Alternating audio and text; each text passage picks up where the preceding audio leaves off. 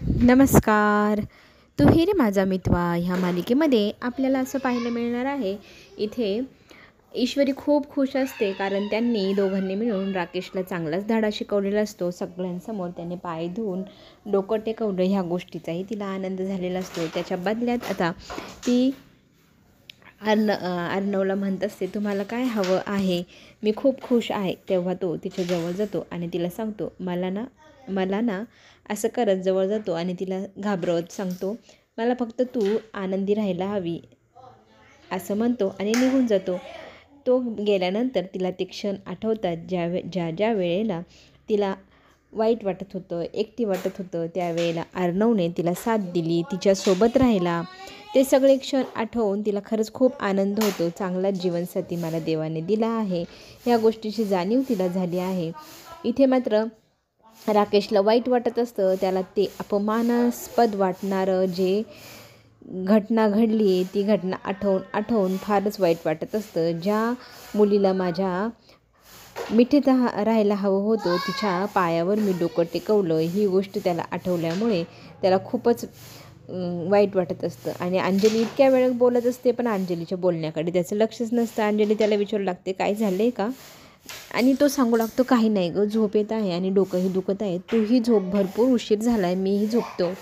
मग ती जाताना त्यांना म्हणते बाहेर की तुम्ही हा तांब्या देवघरात ठेवून द्या. तो बाहेर जातो, त्या तांब्याला असं कर्कचून पुसू लागतो आणि त्या कुंकवाच्या हाताकडे पाहून म्हणतो, ह्याच हातांनी मी त्या ईश्वरीची पूजा केली. तिच्या पूजा केलेल्या तांब्याला पाहून तो म्हणतो, पण एक दिवस मी सगळी परतफेड अर्णवला करायला सांगणार आहे. अर्णवचा जीव मी घ्यायचं ठरवलं आहे. आता मी कुणाच्याही काही ऐकणार नाही. फक्त आता माझं एकच टार्गेट अर्णवचा जीव घेणं. दुसऱ्या दिवशी सकाळी ईश्वरी खूप उशिरा उठली, आवरती. हे पाहून अर्णव तिला म्हणू लागतो, आज एवढा उशीर का झाला आहे? तर ती म्हणते, काय करायचं आहे? तर तू सांगू लागतो, आपल्याकडे आज दिवाळी पार्टी आहे आणि आपल्या पार्टीला तुला सरप्राईज सांगायचं नव्हतं, पण तू आता विचारत आहे म्हणून सांगतो की सरप्राईज पार्टीमध्ये आपण सगळं इंदोरी पदार्थ ठेवले आहे, कारण लग्नानंतर पहिली दिवाळी आणि सगळेजण आपल्याला भेटायला येणार आणि तू इंदोरी असल्यामुळे तुझ्या पद्धतीने सगळं आम्ही इथे अरेंज केलं आहे. जेवणाच्या बाबतीत तरी मला विचारायला हवं होतं, असं ईश्वरीचं मत असतं. मी तुम्हाला सांगितलं असतं मेन्यू जेवणाचा काय आहे. त्यावेळेला तो म्हणतो, अगं मी पण इंदोरचा आहे, मलाही माहिती आहे काय इंदोरचे पदार्थ खाण्यासारखे असतात, प्रसिद्ध आहे. दोघांमध्ये तिथे भांडण होतं. भांडता अर्णव तिच्या ओठांवर बोट ठेवून तिला गप्पा करतो आणि मग दोघंही हसू लागतात की आता दिवाळी आहे, अजिबात आपण दोघांनी भांडायचं नाही. त्याच्यानंतर अर्णव बाहेर येतो. मामा सकाळी उठलेला असतो, पण आठवण त्याला त्याच्या बहिणीची सात्विकाची येत असते आणि तो तिच्या आठवणी त्या अर्णवला सांगू लागतो की माझी ताई मला नेहमी म्हणायची, तू आयुष्यात काहीतरी करशील. मी तिला म्हणायचो की मी एक दिवस पैसे कमवेल आणि तुला ओवाळणी देईन. आम्ही दोघंजणं खूप बोलायचो, गप्पा गोष्टी करायचो आणि मी नेहमी तिच्या आठवणी काढत असतो, पण मला कुणाला जवळ मन मोकळं करता येत नाही. त्यावेळेला अर्णव म्हणतो, मला माहिती आहे तुझा आईवरती किती जीव आहे आणि होता, त्यामुळे तू आता इमोशनल होऊ नको. आज चांगला सणाचा दिवस आहे. आई तुला पाहत असेल तर तू रडला तर तिला आवडणार नाही. मग डोळे पुसत मामा ठीक आहे असं म्हणतात. पुढे अर्णव विचारू लागतो की राजेश कुठे दिसला की नाही. मामा सांगू लागतात, त्याला सकाळी घराच्या बाहेर जाताना पाहिले. याचा अर्थ तो काहीतरी प्लॅनिंग करत आहे. त्याच्या प्लॅनिंगमध्ये नक्कीच आजच्या पार्टी किंवा तुझ्याबद्दल काहीतरी टार्गेटच असणार आहे, त्यामुळे आपल्याला सावध राहायला हवं. पुढे आपल्याला हेही पाहायला मिळतं की अंजली ओवाळणीसाठी इथे अर्णवला बोलवते, त्याला पाटावर बसवते. छान प्रकारे तिने सजावट केलेली असते. तिथे अर्णव मग बसतो. त्याला ओवाळण्यासाठी तिथे टेबल घेऊन मग अंजलीही बसते. दोघांना ओवाळणी चालू करण्या अगोदरच इथे राकेश म्हणू लागतो की मी ही मिठाई आणली आहे, तेव्हा ना तू ओवाळणी झाल्यानंतर त्याला मिठाई भरव, असं म्हणत तो तिथे ठेवू लागतो ते बॉक्स. आणि अंजली आनंदी असते. तिला देवाने इतका चांगला भाऊ दिला आहे, ह्या गोष्टीचा तिला खूप आनंद असतो. ती त्याला ओवाळताना म्हणते की मला तू मिळाला आहे, तू मला लहानचं मोठं केलं, माझ्या सगळ्या इच्छा पुरवल्या, मला तुझ्याकडनं दुसरं काही मागणं नाही, फक्त तू सुखी राहायला हवा, आनंदी राहायला हवा, असं सगळं ती बोलत असते आणि गप्पा मारता ओवाळतही असते. इथे ईश्वरीकडे पाहून राकेश डोळा मारतो. ईश्वरी तोंड फिरवून घेते. तिला फार राग येतो. आता त्याला वाळून झाले म्हटल्यानंतर राकेश लगेच सांगू लागतो की अर्णवला तू मिठाई भरव ना, मी इतकी प्रेमाने आणली आहे. इथे अंजली हसते आणि त्या अर्णवला सांगू लागते, बाबा तुझ्या जिजूंनी तुझ्यासाठी इतकी छान मिठाई आणली आहे, एकतरी घास खा, म्हणजे त्यांचंही मन समाधान होईल. असं म्हणत ती त्या बॉक्सला उघडते. त्या बॉक्समधनं एक मिठाई काढून मग ती त्याला भरवू लागते. आता तो विचार करत असतो की आता याने मिठाई आणली आहे म्हणजे याच्या मनात नक्की काय असणार.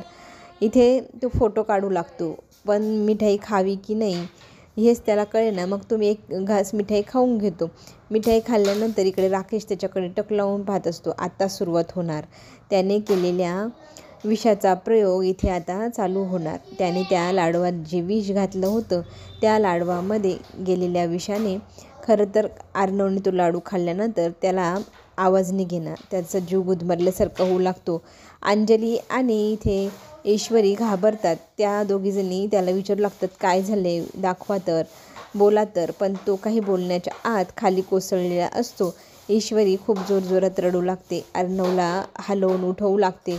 माझ्याकडे बघा असं म्हणत म्हणत असतानाच इथे अर्णव बेशुद्ध होऊ लागतो आणि ईश्वरी अंजली घाबरलेली असतात. त्याच वेळेला राकेशही अरे अरे काय झालं म्हणत पाहत असतो. आणि मग भानावर येण्यासाठी तो तिथे उभा असताना अंजली त्याला हाक मारते, अहो लाडू भरवताना फोटो काढा ना. तो भानावर येतो. त्याने जे पाहिलं ते स्वप्न होतं. अजून लाडू अर्णवच्या तोंडापर्यंतच आहे, तो आत गेलेलाच नाही. मग तो इतका पाहतोय लाडवाकडे, म्हणजे नक्कीच त्या लाडवात काहीतरी असेल. ईश्वरी त्याला खुणवते की लाडवात बहुतेक याने काहीतरी घातलंय, यानेच ही मिठाई आणली. इथे आता अर्णव पण विचार करतो. ताईला समजावून सांगतो की मी काल परवा खूप सारे लाडू खाल्ले आहे, माझं डाएट बिघडत चाललं आहे ताई, मी हे लाडू नंतर खायला हवं, तर आज नको. बरं ठीक आहे असं म्हणत अंजली मग तो लाडू ठेवून घेते आणि ते मिठाईचं बॉक्स इथे ईश्वरीच्या हातात देते. आकाश आलेला नाही, त्याला बोलवून आणण्यासाठी इथे अंजली त्याच्या रूममध्ये जाऊ लागते. आणि चिंटुकल्या तू लाडू खाल्ला नाही, राजेश त्याला चिडवू लागतो. का घाबरलास, भीती वाटली तुला, खाऊ नको, काय होईल की काय, अरे किती भोळा आहेस रे तू, मी फक्त छोटे बॉम्ब वाजवत होतो रे, लवंगी फटाकडे, अजून मोठा फटाकडा वाजवायचा आहे, आधी छोट्या गोष्टींनी घाबरवायचं असं ठरवले मी, किती सावधपणे वागतोय, छान हुशार आहेस तू.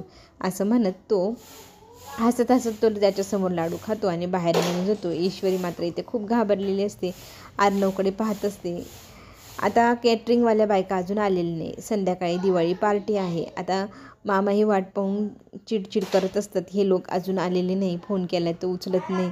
त्याच वेळेला अर्णव त्यांना म्हणतो, येतील ते, मी त्यांना पुन्हा एकदा कॉल करून पाहतो, घाबरू नका, असं म्हणत एकमेकांशी ते बोलत असतात. खरं तर कॅटरिंगवाल्याच्या ज्या लेडीज होत्या त्या बदलल्या गेल्या.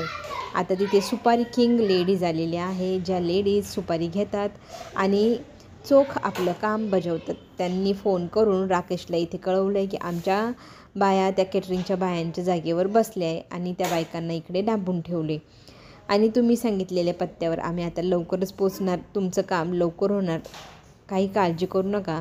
आणि ते टेम्पो तिथे पोचल्यानंतर अर्णव आणि मामा त्यांना सांगतात की आज जा, असं काम करा, स्वयंपाकाला लागा.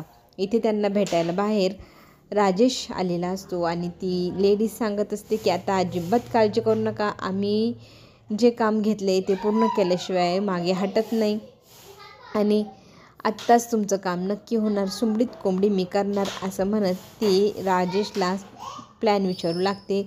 मग राजेश तिला आता पुढचा प्लॅन सांगणार.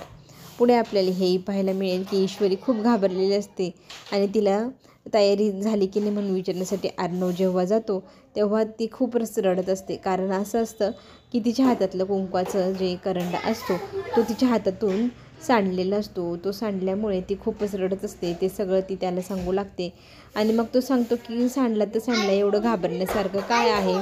आणि ती बिचारी रडत असते. अर्णव तिला समजत असतो, तू खूप छोट्या गोष्टींचं टेन्शन घेत, असं काही नाही. पण ती म्हणते हा अपशकुन आहे, नक्कीच काहीतरी घटना घडणार आहे म्हणूनच हे सगळं होते. तर ईश्वरीला इथे समजावून सांगतो अर्णव की असं काही होणार नाही, तू टेन्शन घेऊ नको.